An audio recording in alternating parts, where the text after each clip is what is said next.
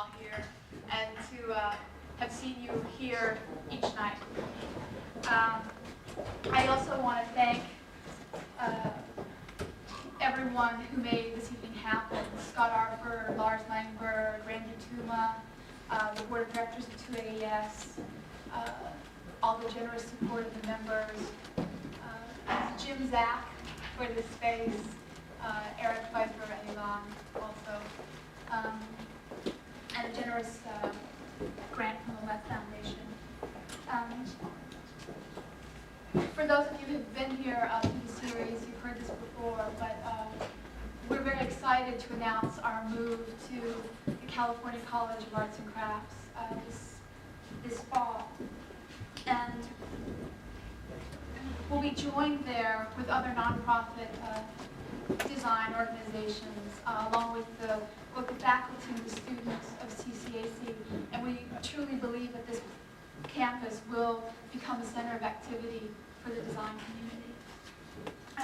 Most importantly, the move will provide us with the facilities to produce more events and to be more active in the design community.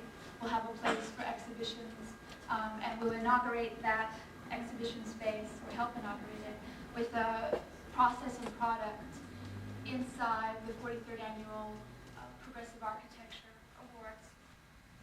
We'll also be bringing out the members or the participants in the show for a lecture series that will run this fall and into the spring of '97. We'll also be sponsoring a symposium entitled Informing Architectural Journalism, and that will be held at CCAC in February of next year. And we're also very excited to announce that we'll also be sponsoring an exhibition of Enrique Moraes' work in the spring of '97.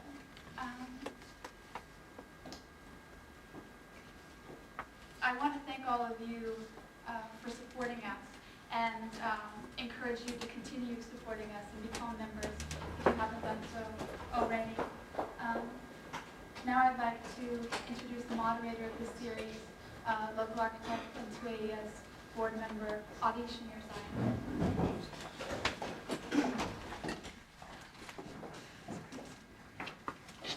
Welcome to the last evening of Cafe Talks, entitled Transitory Sites.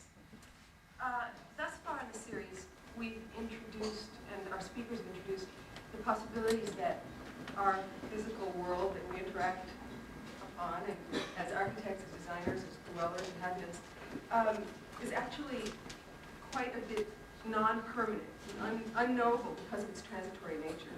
And in the last few lectures, we've seen it in different ways, in different aspects. Last lecture, there was a presentation that structures and places actually change their use and their program, and that perhaps this change is one aspect of the transitory nature of the program in that case.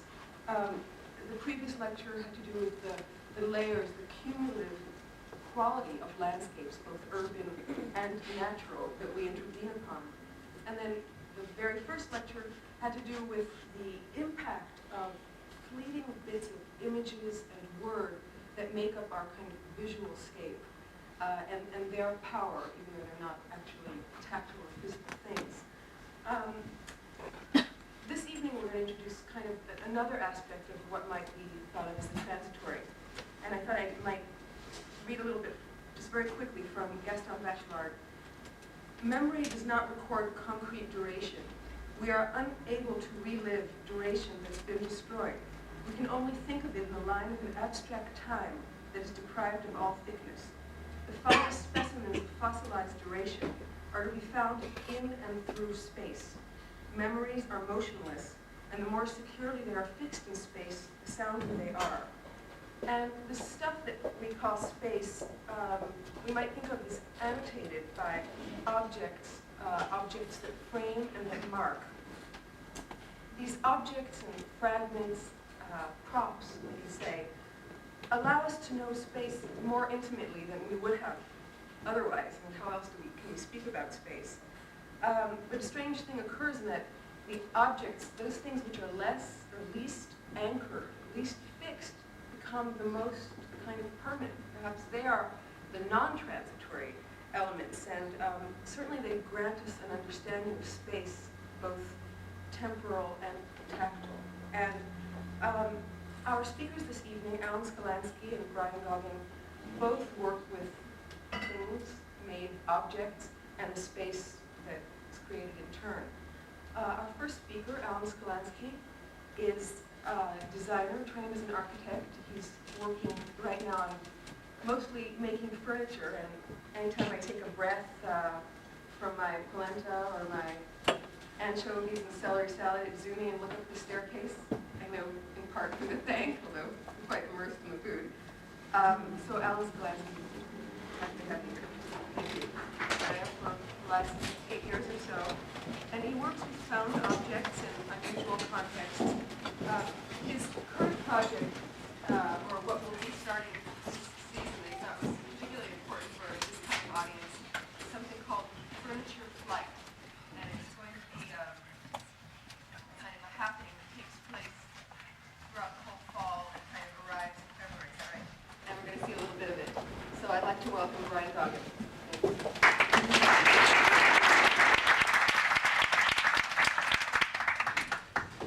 Hi. I started off as a child magician funding films that I would make from about the time I was in 3rd grade up until I was about 21. Now I'm working in sculpture, and what I'd like to do is show you a selection of works that I have created, the process that I use, and I think that you'll see how that kind of background has influenced my development. Can you tell me which one of these? So if we can turn off all the lights.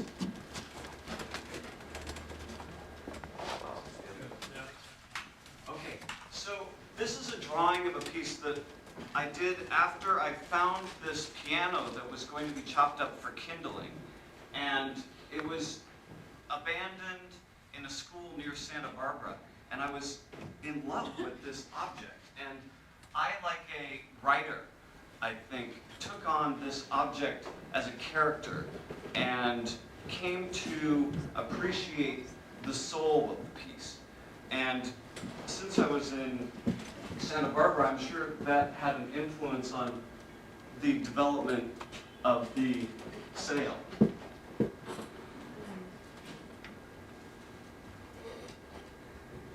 This piece does not float, and it does not play. It's something in between. Here's another piece that I did entitled Climbing Frenzy. Now, this is obviously a model, and it was originally designed for the San Francisco Arts Commission Gallery.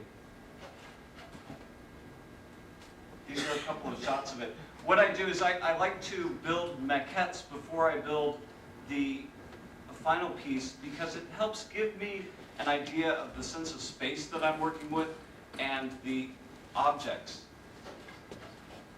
So here's the piece after development. So you can see there's definitely a relationship. The scurrying rush of these objects to get out of this room context, away from the coffee stains and the occasional kicks that we might give them as we're walking to the kitchen. Out! Out of the windows! Out of the skylight, we must go! But alas, there are no more tables to climb up above, and they can't ever escape. They're trapped, stagnant. This is another piece that I thought of after getting a number of parking tickets and having an antagonistic relationship with these objects. But I also had felt that these parking meters were taking on a new role other than just giving revenue to the city. They were adding to our landscape, whether we liked it or not, giving us a new perhaps liner for our contemporary Champs-Élysées. I proposed this piece for a city site as an outcrop of weeds.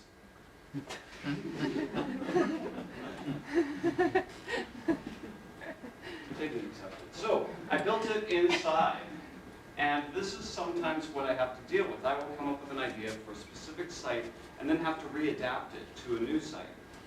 So the parking meter is pushed up through the foundation of the building, hence the mounds, and left us a little forest. And then this was actually used as a set for a Joe Good performance work, where performers climbed up the parking meters and danced about them, creating wonderful antics.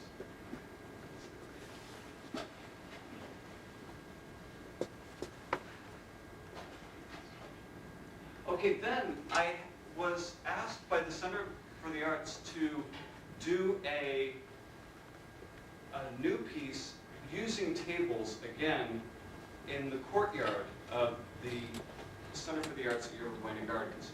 So I went to the site many times and did drawings to try to figure out a composition. Initially, I had imagined, before spending time in the site, a tornado of tables going up into the air and peeking up at the top of the roof. And I thought, after a while, why am I doing this? This has no relevance whatsoever to the site. It's completely taking the idea that I had before and readapting it. So what I did is I worked with an architect, and we built a model of the site so that I could live with the piece, live with the site, go there every morning, go there every afternoon. And then I went to the actual site as well, but it really embedded itself into my consciousness.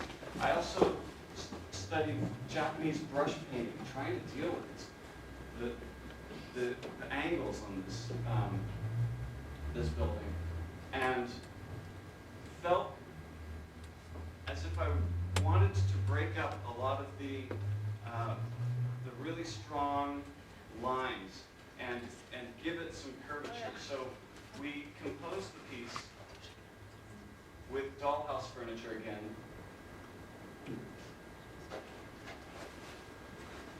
And really created this scurrying rush of tables.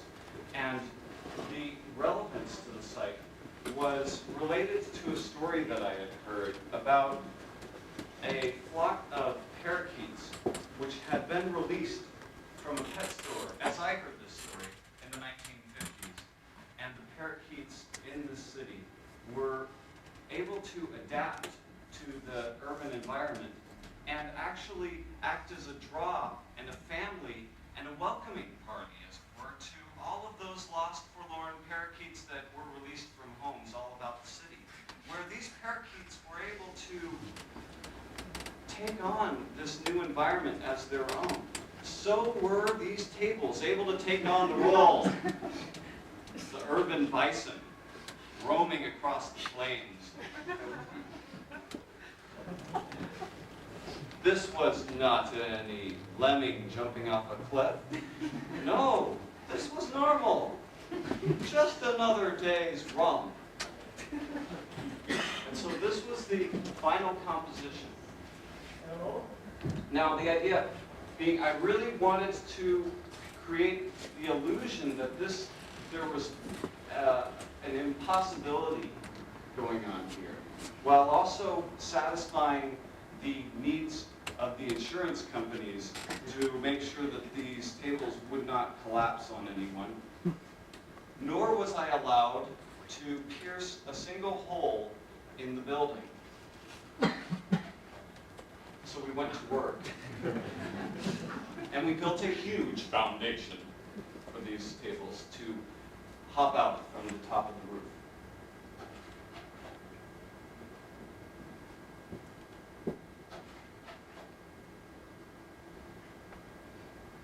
I like the spark shots. We covered these tables with 5 layers of marine varnish so as to avoid the weather adding to the development of the piece. Now, I learned 20 coats are what I need. The 5 coats did an okay job, but 20 would be much better. So we built a scaffold. This was very exciting for me because I, like a monkey, love to climb. And we brought these tables up.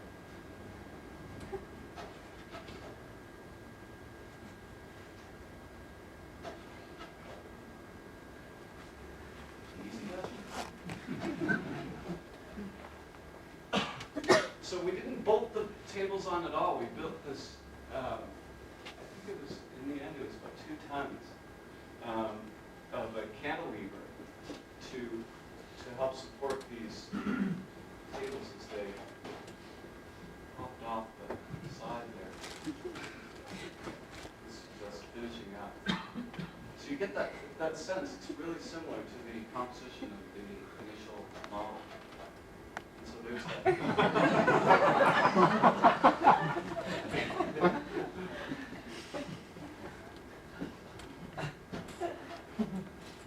Woo!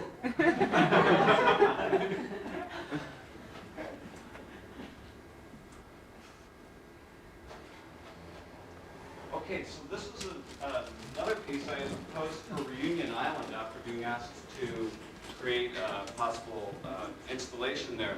And Reunion Island has been, from my research, really changed very much by the French. And so I was interested in creating this contemporary Easter island with objects. Now, I wouldn't actually make the head there. I later saw that in advertising, so I would take that out completely. But I would just have blenders and razors and taps and other such objects, and they would be carved out of stone and last for many neon, hopefully. This was a piece that I designed for the Santa Monica Pier. They had asked me to create a kind of gateway, so I took objects in the area, of course cars and tires and gasoline cans. I don't know if you can see them, but there are these muscle men up there creating these gargoyles, surfboards, and of course what supports the whole economy. Then there was this project that was recently proposed to the San Bernardino Municipal Water District, titled Water Escape. And so this is a project drawing. And then I worked with Pepe Ozan, who's in the audience here, to develop this maquette, which actually functions. All of the water would be coming out of each of the taps to create this gentle trickle to an elaborate cascade into a natural-looking pond, dealing with, of course, for them, the evolution of the controlling of water for these people, and also the dealing with, for me, many of the problems with this desire to constantly control. This is a project I'm working on right now. It's going to be a 40-foot long acoustic instrument that is made out of a fishing boat, a 20-foot long fishing boat. It will actually play this time, and it will float. Working with structural engineers and experimental instrument makers to create this work, which will also act as a performance platform. And I hope to build this and exhibit it first at the National Historical Maritime Park.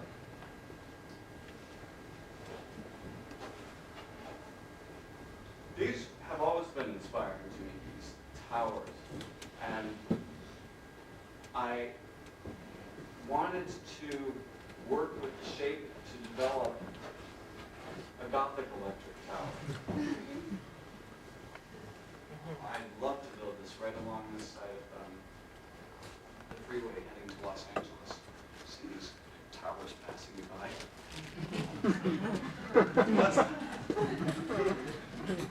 This I would also like to carve out of stone, although I may have to build it in another material. But I'd like this is just a quick collage, but I'd like the gargoyles to come out and actually grasp onto the electric lines. I'd use the shape of the electric tower and I would make the Gothic facade over that, working with the object very much. Now this is the project that was spoken of earlier, Furniture Flight, which I will be constructing on a building on the corner of 6th and Howard Streets. It's going to be on the side of a vacant building right now, and there will, as you can see, be many different types of furniture climbing and scurrying all over the outside of this building. But after it's completed, one by one, each piece will go up over a period of 3 months. So we will gradually become more of an entity in that neighborhood. We're working with the community, developing performances with people that live in the area, along with artists who are interested in coming into the area, studying the history of the site and also the community, and coming to understand the people that live there. And we're going to create an urban circus, an inner city circus. And Joanna Highgood will be doing a performance off the side of the building. Many of these pieces will be able to support human weight. And then we will probably have a festival, street theater festival, which will last for about a day, with hopefully hundreds of performers. It's all currently in development. That's the last one.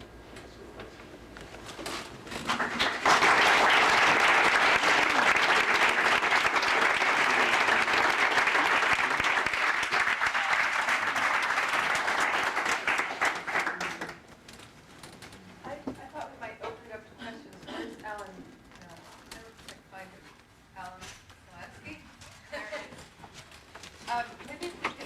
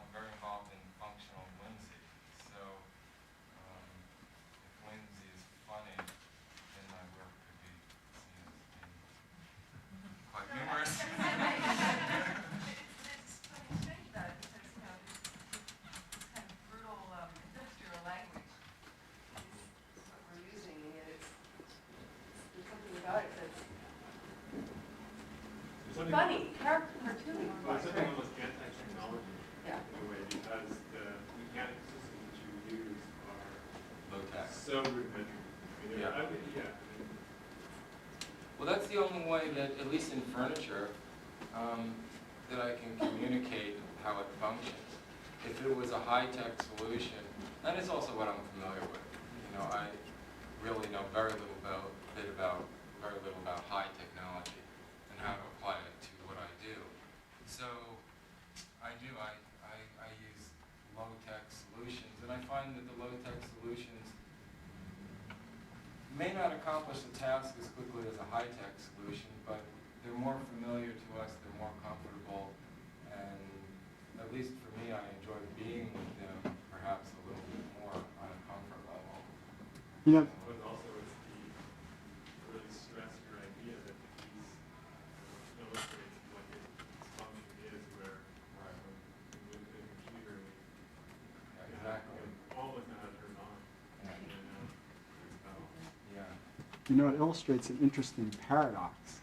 The comfort level and the anti-technology, which you're using to create these pieces of furniture which are accommodating and facilitating a way of living and working that is so tied to technology. You know, and it ties into what Adi said about, you know, it used to be you'd have an armoire that would sit there for generations. We don't live like that anymore. We're constantly moving and changing how we're living and we're working. And it's that interesting paradox in your work of how that comes together. And I think perhaps if I knew more about high-tech solutions, I may be involved in that. But I don't, and so I use what I know.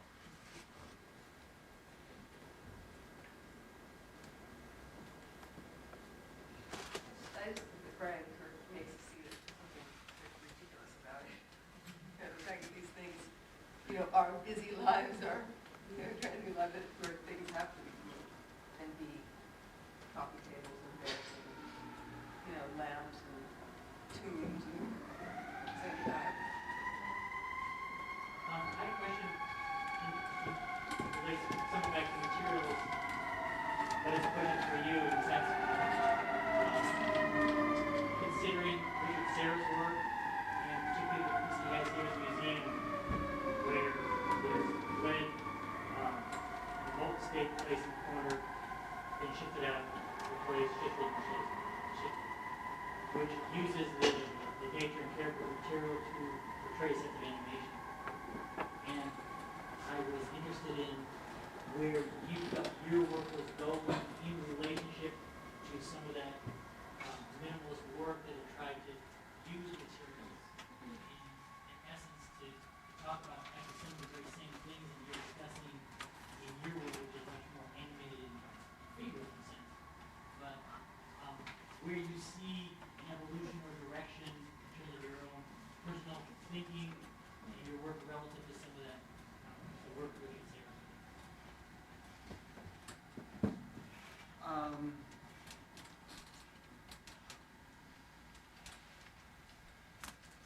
Okay, that's an interesting question.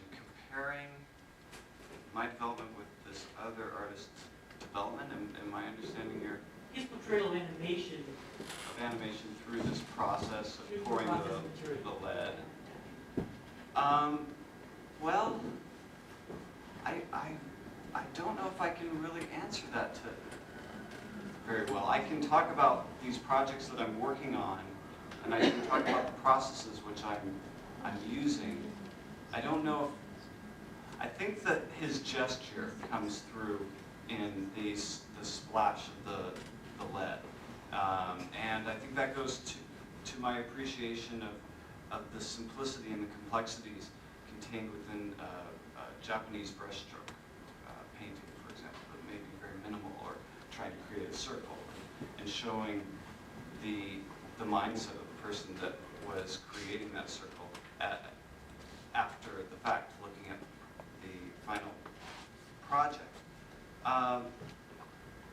With harmonic convergence, the piece with the boat and the instrument, I'm very much working with the spirit and the integrity of the materials that both the instrument would be made out of, and the boat's function and actual materials that are contained within the boat.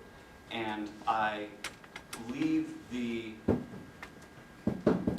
history of that object available to the interactor or the viewer of the piece to be able to understand the process, perhaps, with that development that took place. Also, the individuals that see my pieces will begin to interact more with them.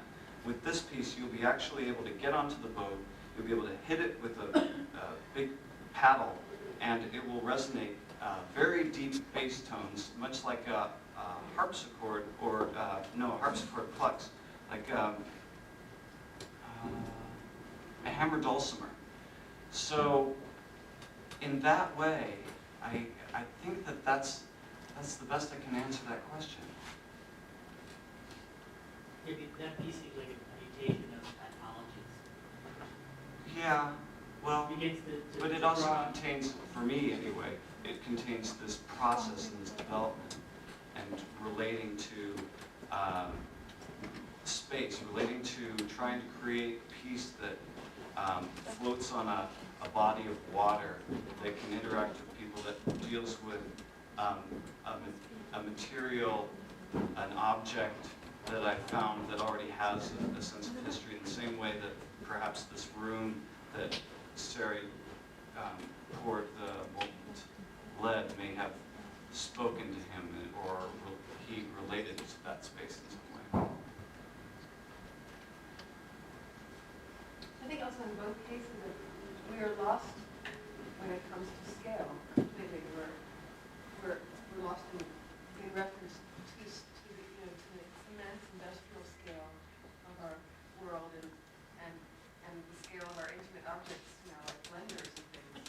And there's a sort of similarity, if there is a similarity in terms of the work of it, or the things that propel both the artists. And I think it especially becomes evident when we see, that you choose not to grind out the welds, and yet you decide to finish, beside it. Like, where those decisions come from about what's finished and what's, besides calling it low-tech and high-tech, it's an aesthetic, it's something else decision. Yeah, Telling about laws, I think. but both are finished. A beautiful weld is a finished entity or a finished process. A piece of plywood that's finished is either finished or not. Some people look at welding as gluing, similar to gluing wood together. It's not. It's a form of craftsmanship that I think more people are becoming familiar with now. There's a question in the back.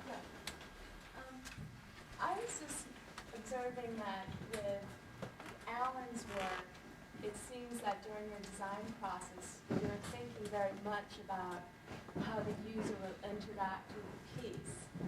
Whereas in Brian's, I was wondering how you, or if you, ever think about how people are interacting with your piece, either on a mental level, or like how people will respond to your work, or just on a spatial observational level, or on a more physical level, like walking under it or around it or coming in actual contact with it.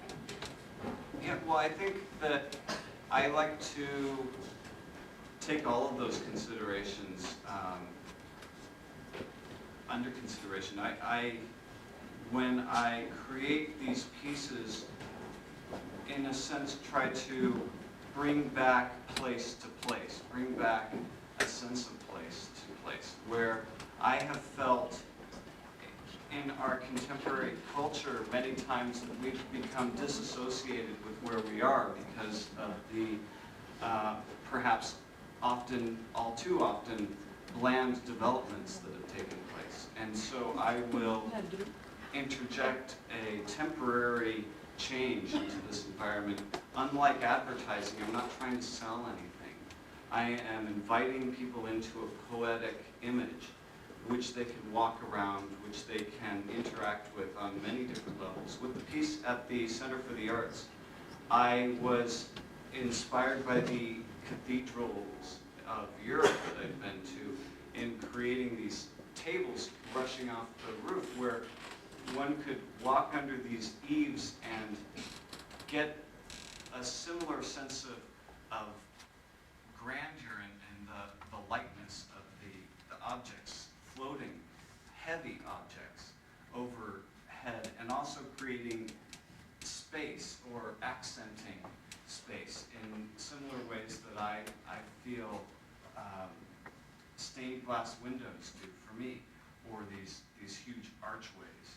And so conceptually, I think that it also brings people into narrative, I think, where they are able to develop their own myth, perhaps. What is happening in this situation? Why is it happening in this context? And why am I here viewing it at this moment? I have another question sort of related to that. Is you taking your work to people or relating to people into another realm and actually work with other artists and collaborating, things like Joanna Hagen and doing other performers, and also teaching work that you do, and bringing that, bringing what you do to the younger audience and working them into your language and teaching them. Those are sort of two other realms that I think you bring your work to. Comment on that. Sure, yeah. I also work with children developing projects, site-specific projects. I think it was mentioned in the bio that I have. One example is I worked with children and I investigated a lot of images of different types of animals all over the world, and also different types of mythological animals. And each of the children drew 5 of these animals out and sculpted them, and then we collectively talked about the elements in these animals that they liked the most, and then they had to choose elements which they personally felt represented themselves in some way. And if they didn't represent themselves, then we would in some way work with those elements. Collectively, we chose 5 elements out of about 200 and created a single sculpture maquette out of clay, which we later enlarged to grand proportions and covered the whole object in mosaic. So we were able to create a piece which they personally were able to identify with, and also where they were able to collectively learn a new art process and feel this sense of completion over this long span of time working on this project. And I was able to be a facilitator and a collaborator with these children throughout the whole process, where I was also making 5 different drawings and making 5 different little sculptures, and none of mine were chosen. But I was there, and I was part of it, and I agreed that mine shouldn't be chosen. And we were able to, through diplomacy, come to a conclusion that was ultimately very satisfying for us all. And I also work collaboratively with many different artists on many projects. I'm working right now with artists on a project which many of you probably heard of, called Burning Man, which happens out at Black Rock Desert, which is an amazing event where artists from all around the Bay Area, and now artists all around the world, come together to collectively work together to create these projects which aren't about making money, they're not about trying to create permanent objects, they're creating temporary works that ultimately burn for the most part. And through this collaboration process, we're able to create works that one, don't cost very much money because we're all volunteering and we're using materials which we have access to, and collectively we're able to expand our opportunities in that way. And also we're able to teach each other and push each other into directions which we would otherwise not necessarily expect. And now I have, for example, been getting much more into integrating performance into my works through that process. And so I see my development as an artist definitely being pushed forward through this type of collaborations, both with kids and with adults. We want magic. Magic, yes. Always the inspiration. Any other questions, comments? What I find unusual about your work in contrast to other environmental artists is that you're using familiar icons like the furniture, in contrast to Richard Serra, which is just the lead. And in the pieces he does, it's so spatial, an art or a play in which you respond to your environment. And at least Rooster is using the grass or the plants of that region or that specific place to respond to it. But you kind of introduce these familiar icons, which I would say are kind of at some level mentally removed from the immediacy of the environment. And so I'm just curious about how you choose these icons, or what's motivating, an armchair to fly out. Right. Well, yeah, I guess that these objects, although perhaps foreign to the area where they're definitely interjected, may be in some way related conceptually to the people that are there. Right. And I think that that's where that choice comes from. How would you relate that to an Oldenburg gesture? Similar. Where Klaus Oldenburg, It seems very similar. yeah, where he, well, I love Klaus Oldenburg's work. I think that he uses a different sense of poetry in explaining some of the same feelings that I feel in these urban environments. I would definitely be interested in working more with natural systems in my works as I get those opportunities.